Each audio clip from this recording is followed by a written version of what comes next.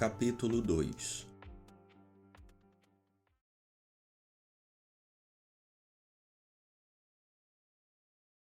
Chegou a manhã de sábado, e era um dia típico de verão, cheio de luz e frescor, a vida rebrotando e fervilhando por todos os lados. Os corações cantavam em todos os peitos, e nos mais jovens, a melodia transbordava em música através dos lábios. Havia entusiasmo em todos os rostos, e os passos eram ágeis, como se estivessem sendo impulsionados por pequenas molas presas às solas dos pés. As paineiras estavam em botão, e a fragrância das flores enchia o ar. A colina de Cardiff, que se erguia nos arredores da aldeia, estava recoberta de vegetação verde e ficava longe o bastante para parecer uma terra de sonho, cheia de delícias, repousante e convidativa. Tom apareceu na calçada com um balde de tinta branca feita de água e cal e um pincel de cabo longo. Examinou a cerca do jardim e sentiu que a alegria desaparecera da natureza, enquanto uma profunda melancolia descia sobre seu espírito. 30 metros de uma cerca de tábuas largas com quase 3 metros de altura. O futuro lhe parecia totalmente incerto e sem significado, e a existência humana era uma carga sobre seus ombros. Suspirando, ele mergulhou o pincel no balde e passou as cerdas sobre a tábua superior. Repetiu a operação, fez tudo de novo. Comparou a minúscula faixa caiada de branco com a vasta extensão de cerca ainda por pintar e sentou-se em um toco de árvore, totalmente desencorajado. Nesse meio tempo, Jim saiu aos pulinhos pelo portão principal, carregando um balde de estanho, enquanto cantava a melodia de Buffalo Gals. Trazer água do poço da aldeia tinha sido sempre um trabalho extremamente cansativo aos olhos de Tom, porém agora não teve esta impressão. Ele se recordou que sempre havia gente interessante ao redor da bomba do poço. Meninos e meninas brancos, negros e mulatos estavam sempre por lá, esperando a vez de tirar água, descansando, trocando brinquedos, discutindo, brigando e fazendo todo o tipo de travessuras. E lembrou também que, embora o poço ficasse a menos de 150 metros de distância, Jim nunca levava menos de 1 hora para trazer um balde de água. E olhe que, a maioria das vezes, outra pessoa tinha de ir atrás dele para ver por que estava demorando tanto. Tom disse: "Escute, Jim, eu vou buscar a água se você pintar a cerca um pouquinho." Jim sacudiu a cabeça e disse: "Acho que não vai dar, seu Tom. A dona véia, ela me disse que eu tinha de ir buscar a água de uma vez só e não ficar de bobeira com ninguém. Ela diz que já está esperando que seu Tom vá me pedir para caiar o muro, e então ela me diz muito especialmente que eu cuido dos meus trabalhos e não me meto com o senhor, que ela mesma cuida do senhor e mais da caiação." "Ora, não se preocupe com o que ela disse, Jim. É desse jeito que ela fala sempre. Me dá o balde, não vou demorar mais que 1 minuto. Ela nem vai ficar sabendo." Eu não tenho coragem, seu Tom. A dona véia, ela vai pegar e me arrancar a cabeça fora. É claro que ela vai, ora se não." "Ela? Ora, Jim, ela nunca bate em ninguém. O máximo que ela faz é bater na sua cabeça com um dedal, e quem é que se importa com isso? Você se importa de levar um croque na cabeça com um dedal? É claro que não, nem eu tampouco. Ela fala que parece que vai arrancar a pele, mas conversa não tira pedaço de ninguém. Quer dizer, incomoda um pouco, mas só quando ela chora. Jim, eu vou te dar uma bolinha de gude. Eu te dou uma bolinha com uma risca branca atravessando o vidro." Jim começou a vacilar. "Risca branca, Jim. E é uma das grandes, uma das pesadas, as boas de nicar." "Minha nossa, essas são uma maravilha linda de encher os olhos, eu é que digo. Só que tem, seu Tom, que eu tenho uma medunça das braba da dona véia." Mas Jim era apenas um ser humano. Essa atração foi forte demais para ele. Ele largou o balde e pegou a bolinha de gude com a risca branca. No minuto seguinte, ele estava voando rua abaixo com o balde na mão e o traseiro ardendo, enquanto Tom pintava a parede vigorosamente e tia Polly se retirava vitoriosa do campo de batalha com um chinelo na mão e triunfo no olhar. Mas a energia de Tom não durou por muito tempo. Ele começou a pensar nas brincadeiras que tinha planejado para esse dia, e sua tristeza foi aumentando cada vez mais. O pior era que, em seguida, os seus colegas da escola, que não tinham aulas no sábado, iam começar a passar por ali, a caminho de todo o tipo de aventuras deliciosas, e iam todos fazer troça dele porque estava trabalhando. Só de pensar nisso, seu rosto queimava como fogo. Retirou dos bolsos suas riquezas materiais e fez um balanço do estoque. Pedaços de brinquedos, bolinhas de gude e lixo suficiente para trocar um trabalho por outro, quem sabe, mas nem de longe o bastante para comprar sequer meia hora de pura liberdade. Assim ele retornou suas escassas riquezas para os bolsos e desistiu da ideia de tentar contratar alguns dos outros meninos. Foi neste momento de escuridão e desespero que uma inspiração explodiu em seu cérebro. Nada menos que uma grande e magnífica inspiração.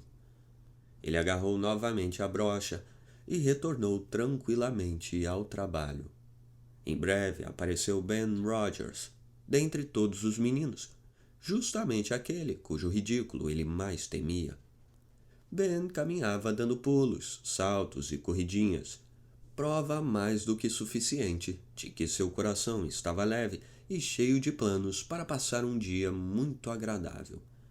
Ele comia uma maçã e, nos intervalos entre as mordidas, soltava um apito longo e melodioso, seguido por uma série de din-dom, din-dom, din-dons, como as badaladas de um sino, porque de repente tinha tido a ideia de representar um barco a vapor.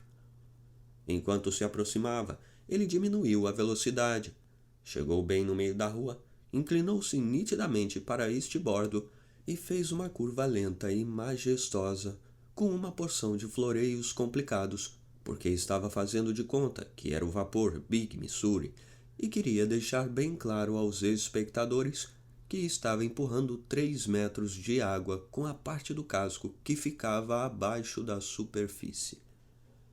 Ele era o barco, o capitão, a tripulação e os sinos de bordo combinados. Assim, tinha de imaginar-se parado em sua própria cabine de comando, varrida por furacões, dando as ordens sem hesitar e executando-as sem vacilação. "Pare o barco, senhor! Ling, ling, ling!" Quase não havia mais espaço na rua, e ele deslizou lentamente em direção à calçada. "Toda a força a ré! Ling, ling, ling!" Seus braços se esticaram firmemente e desceram rígidos para os lados do corpo. "Todo o leme a estibordo! Ling, ling, ling! Tchou! Tchou! Uou! Tchou!" Sua mão direita, enquanto isto, descrevia círculos majestosos, porque estava representando uma roda lateral com 12 metros de diâmetro. "Retornar o curso a bombordo! Ling, ling, ling! Tchou! Tchou! Tchou! Tchou!" Sua mão esquerda começou a descrever círculos. "Parar a estibordo! Ling, ling, ling! Parar a estibordo! Em frente a estibordo! Parar agora! Girar o casco lentamente! Ling, ling, ling! Tchou, uou, uou! Lançar a âncora! Depressa com o cabrestante! Vamos lá! Soltem o raio deste cabo! Que diabos estão fazendo? Façam a curva ao redor daquele tronco grosso e amarrem bem a ponta. Fiquem a postos agora! Soltem! Desligar os motores, senhor! Ling, ling, ling! Shh, shh, shh, shh! Verificar os protetores das válvulas!" Tom continuou pintando a cerca calmamente. Não deu a menor bola para o vapor no meio da rua. Ben ficou olhando por um momento e então falou: "Ei, você aí! O que está fazendo nesta plataforma? Tom não deu a menor resposta. Ao contrário, examinou a última pincelada da brocha, como se fosse uma obra de arte. Depois moveu delicadamente o pincel e examinou o resultado de novo. Ben aproximou-se até ficar do seu lado.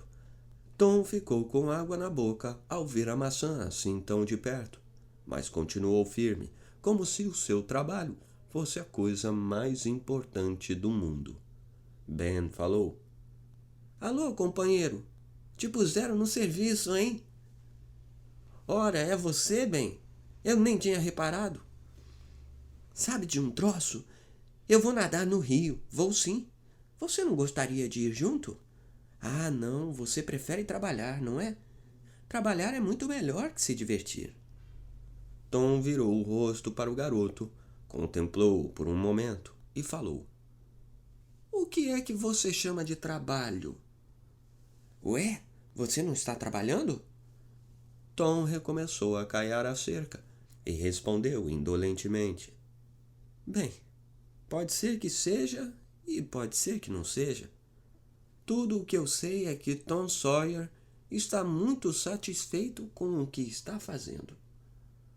Ora, corte essa! Não vai me dizer que está gostando do serviço. A brocha continuou em seus movimentos. Gostar disso? Ora, eu não vejo por que não deveria gostar. Por acaso deixa um menino pintar uma cerca todos os dias? Essa afirmação colocou a tarefa sob uma nova luz.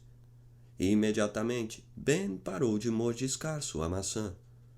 Tom deslizava a brocha delicadamente para a direita e para a esquerda, dava uns passinhos para trás a fim de verificar o efeito, acrescentava um toque aqui e ali, recuava de novo para criticar o resultado. Ben observava cada movimento e ia ficando cada vez mais interessado, cada vez mais absorvido. Depois de algum tempo, ele disse: Escute, Tom, deixe-me pintar um pouco. Tom considerou a possibilidade. Quase entregou a brocha, mas mudou de ideia. Não. Acho que não vai dar.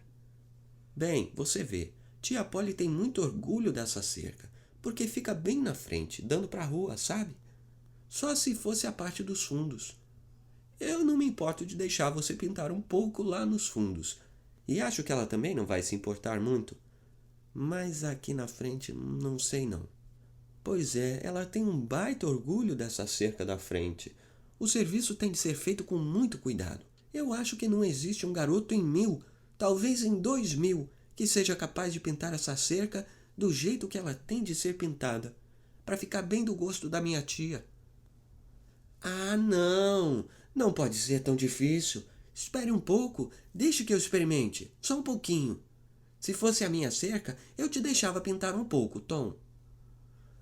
Olhe bem, até que eu gostaria, palavra de índio, mas a tia Polly, bem, Jim queria fazer a pintura, até se ofereceu para pintar sozinho, mas ela não o deixou. Sid também queria pintar um pouco, mas ela não deixou nem o Sid. Veja a posição em que estou. Se você mexesse nessa cerca e acontecesse alguma coisa com ela, eu... Deixe disso. Eu vou ser tão cuidadoso quanto você. Me deixe experimentar agora, ande. Escute, eu lhe dou um pedaço da minha maçã.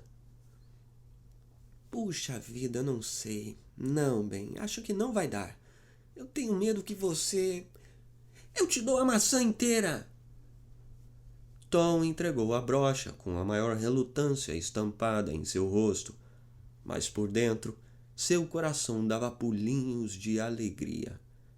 E enquanto o defunto barco a vapor Big Missouri trabalhava e suava ao sol, o artista aposentado sentou-se em um barril que ficava bem na sombra, balançando as pernas, mastigando a maçã e planejando o massacre de mais inocentes.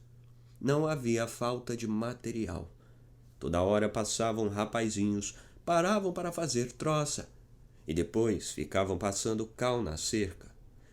Assim que Ben se cansou, Tom tinha negociado o próximo turno com Billy Fisher em troca de uma pandorga ainda em bom estado.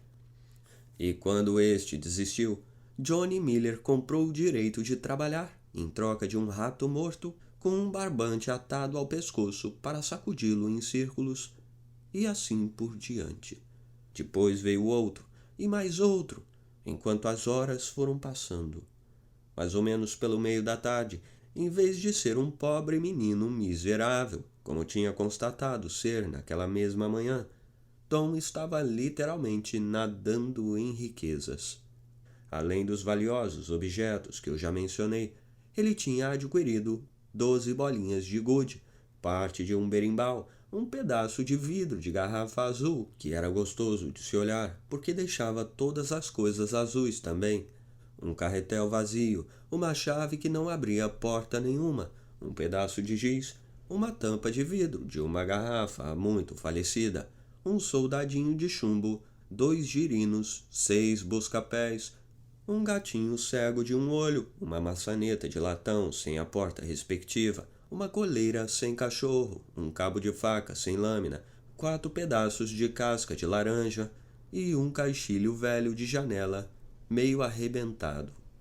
E durante todo o dia tinha se divertido à beça, sem mexer um dedo para pintar a cerca, conversando e brincando com um monte de garotos.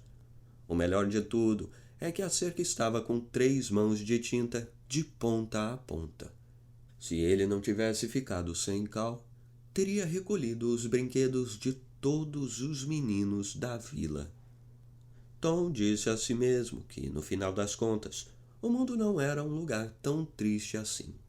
Sem se dar conta disso, ele tinha descoberto uma das principais leis que regem os atos humanos, ou seja, que para fazer um menino ou um homem cobiçar alguma coisa, basta tornar essa coisa difícil de obter.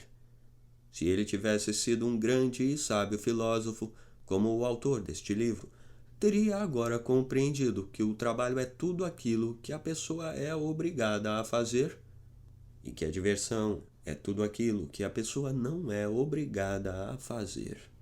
E isto o teria ajudado a entender por que ganhar a vida fabricando flores artificiais em uma oficina pouco arejada ou subir horas a fio pelos degraus de uma roda de madeira para puxar a água necessária a fim de irrigar um campo é trabalho, enquanto jogar boliche somente para derrubar meia dúzia de garrafas ou escalar o Mont Blanc nos Alpes europeus é considerado uma diversão.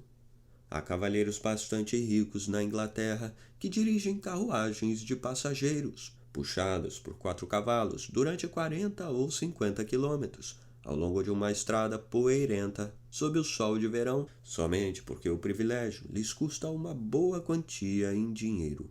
Se por acaso alguém pensasse em lhes oferecer um salário para executar o mesmo serviço, recusariam ofendidos e desistiriam no mesmo momento, porque aí seria um trabalho.